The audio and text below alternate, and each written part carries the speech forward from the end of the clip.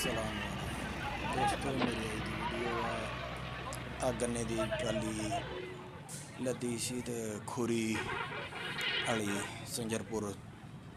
संजरपुर चों बाईपास तो चढ़ी सी ते पहलों रास्ते तारा कुछ नीवियां सी ते उन्हां नाल टकरा के शार्ट सर्किट हो के ते इनू अग लग गई है।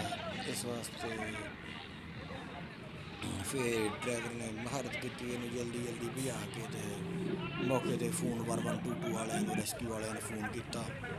रेस्क्यू वाले भी अलहमदुलिल्लाह मौके ते पहुँच गए थे। मौके ते पहुँचने रेस्क्यू वाले ने मौके ते पहुँचने की वजह तो ये जी ट्राली जी ज़्यादा नुकसान तो बच गई। ट्राली के टायर टूर बच गए थे। देखो ट्राली उतों ही सड़ी पिछों ही सड़ी है। इस वास्ते मेरी सारे दोस्तों रिक्वेस्ट है